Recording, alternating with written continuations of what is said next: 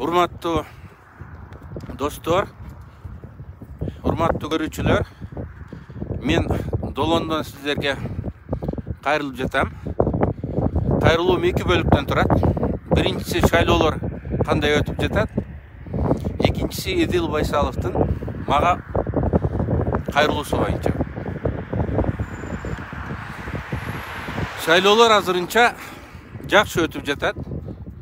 Садыр Жапаров шайлоолорду адилеттүү, таза өткөрөмүн деп, административдик ресурсту колдонгонго тыюу салып, добушту сатып алууга каршы күрөшөм деп жатат. Бул жакшы ниет, жакшы аракет. Азырынча шайлоолор жакшы жүрүп жатат. Аягына чейин ушундай болсун деп каалоо кылайлык.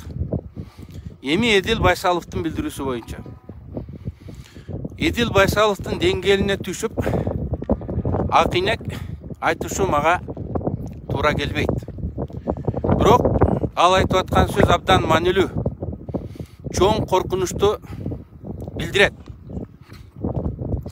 Биздин мамлекет өзүн билемдиктин айлампасына түшүп бара жатканын көргөзгөн симптом. Эдил Байсалов мындай дейт: Текебаев, силердин кеңешиңердин эч кимге кереги жок. Оозуңду ачканга укугуңар жок деп айтат. Эдил Байсалов эмне Кудай арканбы? Адамдын сөзүн эмес, башын алганга укугу бар. Эч ким соттагын кыргыз гражданиндин сөз эркиндигине болгон укугу, пикир эркиндиги болгон укугундагы мыйзамдын сакталышын талап кылууга укугун жокко чыгара албайт. Мен эмне дедим? Урматтуу туугандар, калыс болуңуздар. Менин сөзүмдү аягына чейин көңүл буруп угуңуздар. Эгер мен ката кетирген болсом, туура эмес айткан болсом, ак жоп башта деп сөзүмдү артка алганга даярмын. Бирок мен туура айтканыма ынансаңар, Текебаев дагы бир жолу туура айтты деп коюңуздар. Өлкөдө абал оор, энергетикалык кризис ар бир үйгө кирип келди. Ошондой кырдаалда Конституцияда көргөзүлгөн тартипте кыргыз өкмөтү жыйын өткөргөн жок. Ал жыйынды президент өзү жетектеш керек эле. Президент аткаруу бийлигин жетектейт жана анын ишине жеке жооп берет. Өкмөттүн жыйындарына төрагалык кылат деп Конституцияда жана мыйзамдарда жазылып турат. Эдил Байсалов айтат. Текебаев айтат, президент өкмөттүн жыйынын элдин алдында ачык алып барыш керек эле дейт. Ал андай популист эмес деп айтат.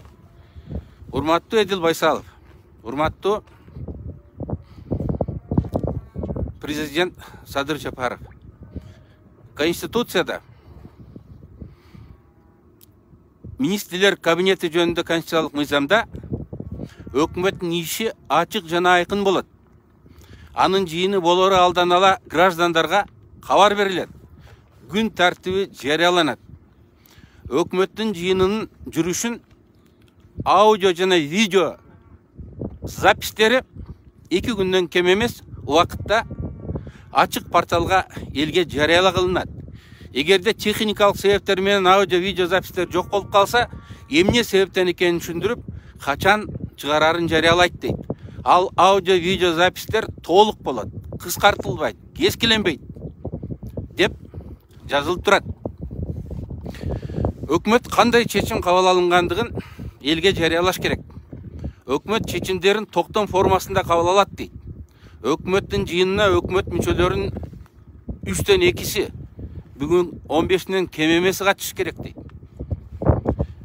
Өкмөттүн жыйынынын протоколу түзүлүш керек. Токтом көпчүлүк добуш менен кабыл алыныш керек. Токтом элге жарыялангандан кийин гана күчүнө кирет деп айтылып турат. Бул мыйзамдын талабы. Эдил Байсалов эмне дейт?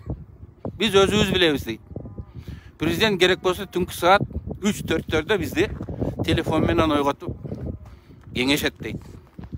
Жолугушканга шашып, убакыт жок болсо СМС менен тапшырмаларды берет дейт.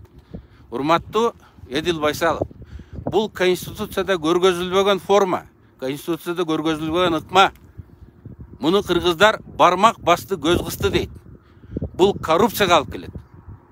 Бул өзүн билемдикке алып келет. Бул диктатурага алып келет.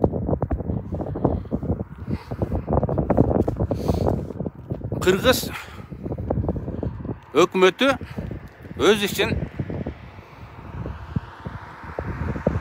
мыйзамдуулукту сактап, Конституцияны сактап алып барабыз деп ант бергенсиңер. Президент да ант берген. Өкмөттүн ишин Конституцияга, конституциялык мыйзамга ылайык алып баргыла. Болбосо ант урат. Мындайларды кыргыздар анткор деп коет. Бул мыйзамды мен жазган эмесмин, өзүңөр жазгансыңар. Бул мыйзамга мен добуш берген эмесмин, өзүңөр добуш бергенсиңер. Бул мыйзамга өзүңөр кол коюп жарыялагансыңар. Мыйзамды, Конституцияны элди сыйлагыла. Эдил Байсаловдун бул билдирүүсү жөн билдирүү эмес. Бул абдан символикалык билдирүү. Эдил Байсалов президенттин түшүн жорыган, анын оюн алдан ала билген, көз ачыктай өзүн позициялап жүрөт. Демек, Эдил Байсаловдун айткан ою бул президентке жаккан ой. Эдил Байсаловдун айткан сөзү бул президент каалаган сөз деп биз түшүнүшүбүз керек. Эгер мындай жол менен кетсек, биз өзүн билемдиктин, зордук зомбулуктун туңгуюгуна түшүп кетебиз. Урматтуу мекендештер, биз ата мекенибизди өзүн билемдиктен, зордук зомбулуктан сактап калышыбыз керек. Бүгүн ал коркунуч реалдуу экендиги көрүндү. Эдил Байсалов жаштыкка салып, же тажрыйбасыздыкка салып, бийликтин оюн, алардын ниетин ачыктап коюп жатат.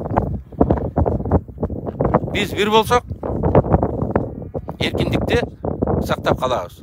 Бар болуңуздар. Көңүл бургандыгыңыздарга чоң рахмат.